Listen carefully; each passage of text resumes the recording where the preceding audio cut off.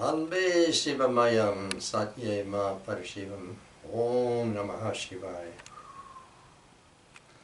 Continuing with the theme of Shiva, Mahadev. So we can go over here and look at this wonderful batik, and I'm going to accompany, or looking at that, with this particular description of Shiva to see in the Indian iconography the symbols, the symbolism that these kind of pictures, religious pictures, holy pictures are made with. Shiva is called Sri Mahadeva. He holds the Ganga in his matted hair. Ganga stands for sweetness of voice, or Omkara. The function of speech is complicated and hard to comprehend. This is represented by Shiva's matted hair. Pranava, Om, also is hidden in the matted hair, which is like a bee's hive with 7 currents and 7 rhythms.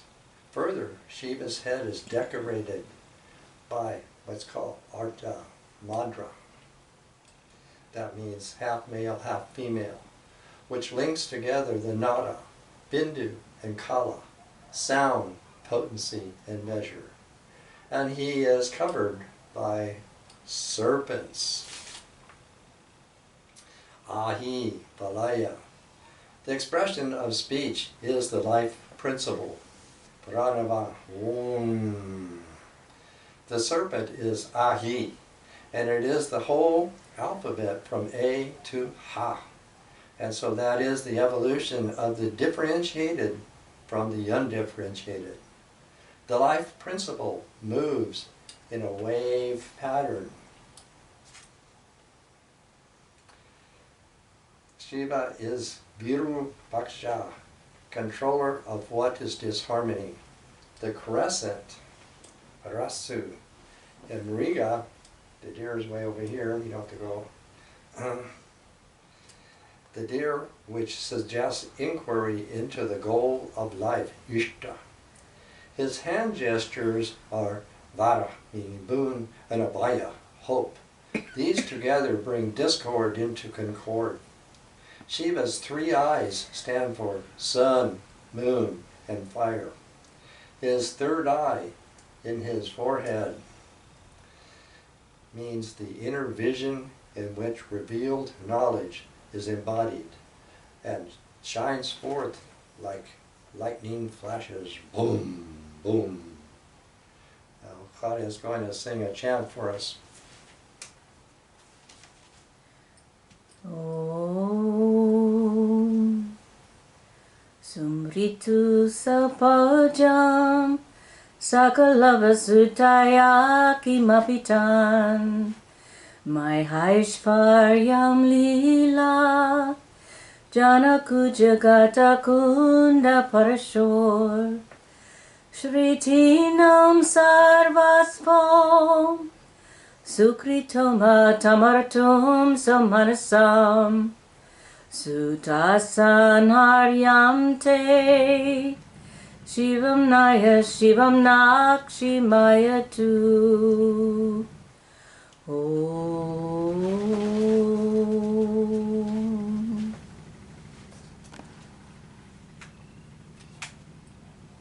Wonderful, wonderful. Now while we are here with Shiva, we're going to look at, this is a murti here, covered with serpents. And also, this month we are also celebrating one of his sons, and that is Ganesha. So I have Ganesha's picture here. And then all the way over here to Parvati. Parvati is daughter of the mountain, and through parthenogenesis, she is the mother of Ganesha. And this is a antique woman's, we call it like makeup container. So that's why I have that, with her. And Parvati also, let's say, Shiva and Parvati are indigenous people from ancient times. And in the ancient times, all of India were Aborigines, indigenous people, forest people, mountain people, all like that. So Parvati is really, we go up here to my drawing, Parvati is really an indigenous, a Aboriginal. She is described as, the dark-hued lady with the beautiful brow. And what I have pictured here is an incarnation of her, known among the tribal people, the Coyotes in sort of South India. The Coyotes have as their goddess, the goddess for their people, is Kanahi. And Kanahi is known to be the embodiment of Parvati. And that's who I have drawn here so that you can see a native view of Parvati that differs from the many Hindu, rather regal-looking depictions of Parvati. So we have very much of that. And to relate with that, you go down here to this picture here. This is a very, very ancient bronze piece, somewhere between 3,000 and 5,000 years old. It's from Mohenjo-daro, the Indus Valley, ancient civilization. And for me in particular, I want to say it opened me, or was the gateway for me, into this interest of India and its art. Because when I came into the lecture hall for this course of Indian art history, this picture was on the screen, was projected up on the screen. And so this was the very first image for me to enter into this course and call it, the Indian art history. And I'm relating, you can see how she looks, to my drawing here of the indigenous Parvati.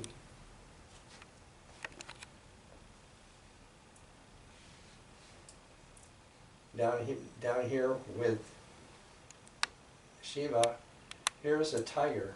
Now, while Nandi the bull is the one that's most characteristically put together in the icons, I'm not quite sure how the bull got in there because, again, this Shiva and various of the tribal peoples, we may call them, definitely have Shiva as their ancestor, and that he is most associated with the tiger.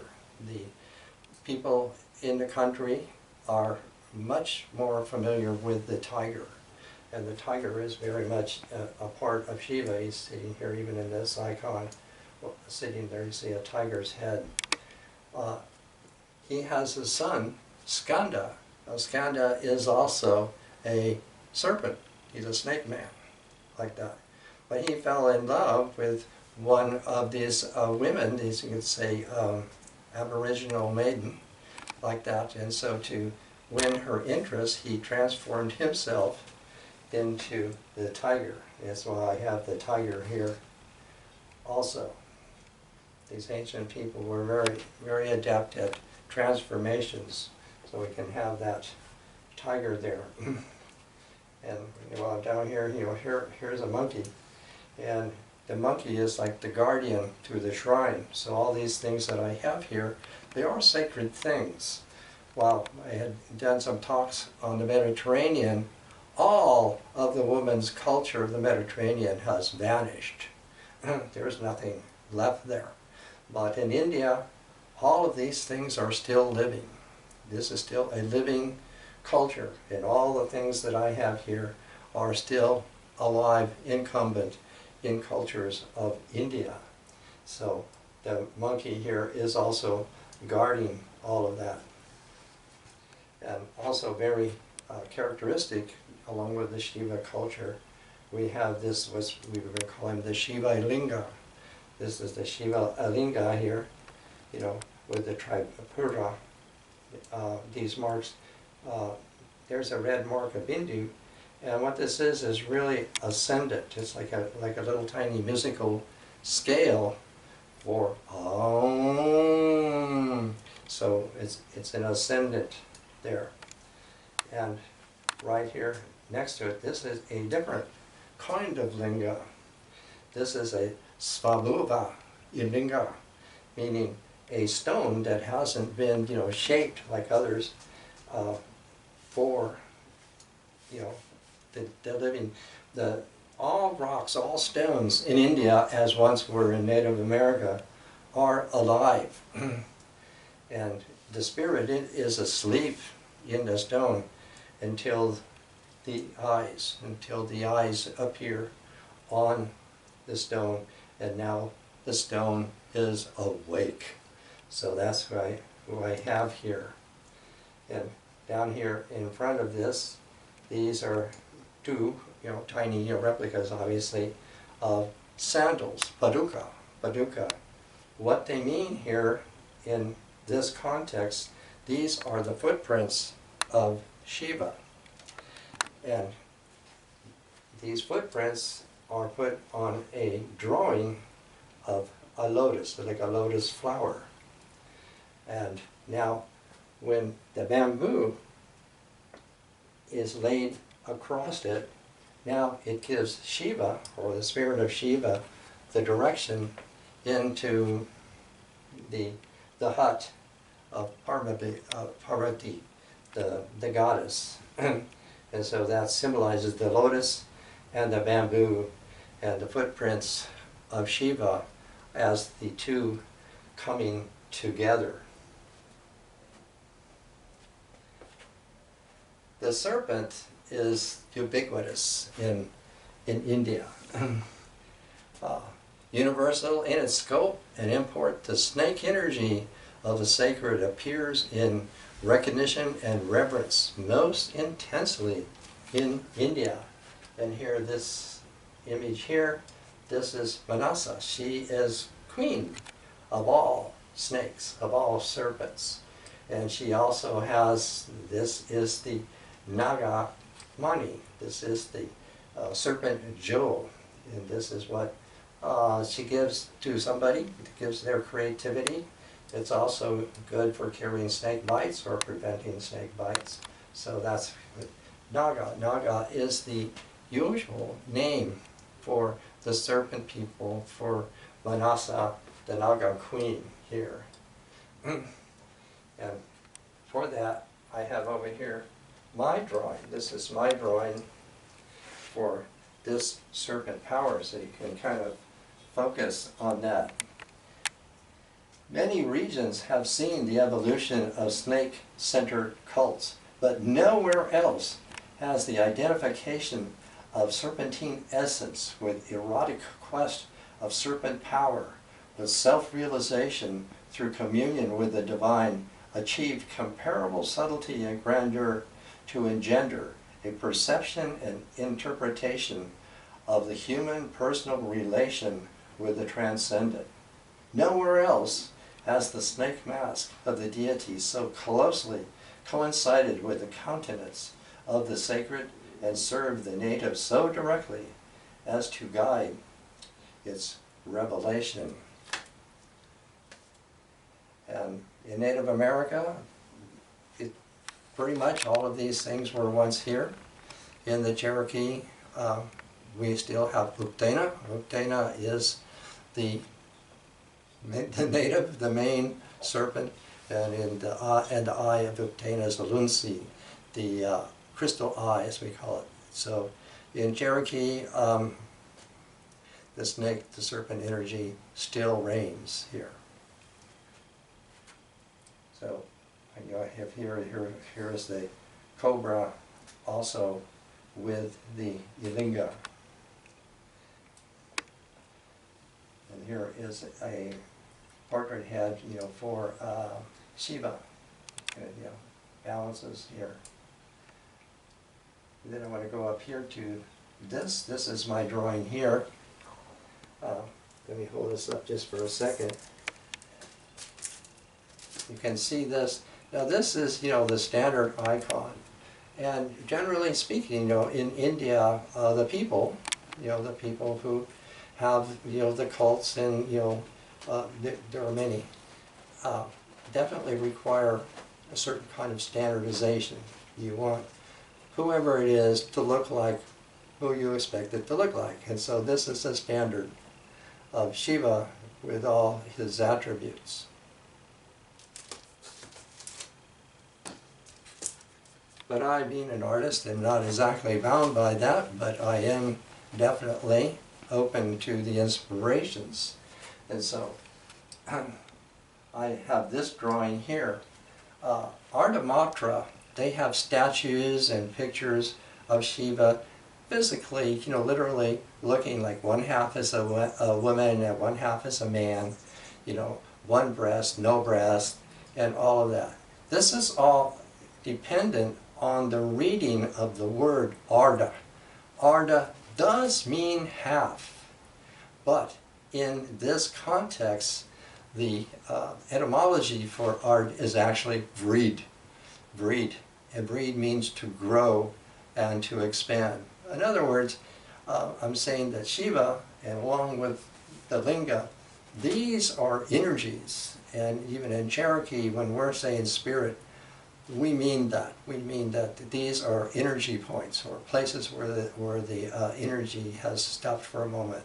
So my drawing here of Ardhamatra is Shiva, who is the, we can call it, the male manifestation of her. It's always her. Even in the pairing of Parvati and Shiva, he's inert without Parvati, without her. She is his power. She is his action and activity. So my drawing here is not an illustration. It is my inspiration of Shiva as embodying her energy, and I'm very happy to be able to show that.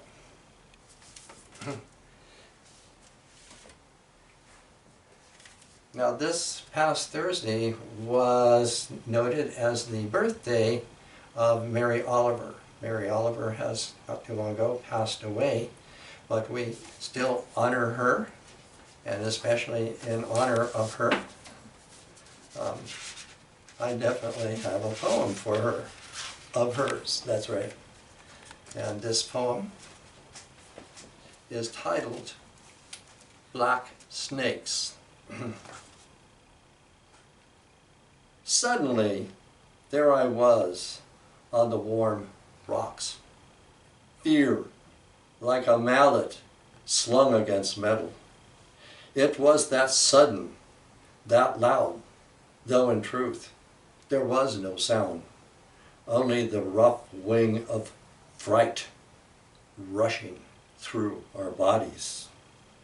One flowed under the leaves, the other flared half its length into the air against my body, then swirled away. Once I had steadied, I thought, how valiant! I thought, how valiant! And I wished I had come softly. I wished they were my dark friends. For a moment I stared through the impossible gates. Then I saw them, under the vines, coiled, clinging, wishing me gone with their stone eyes. Not knowing what I would do next, their tongues shook like fire at the echoes of my body. That column of death plunging through the delicate woods. The forest grew dark.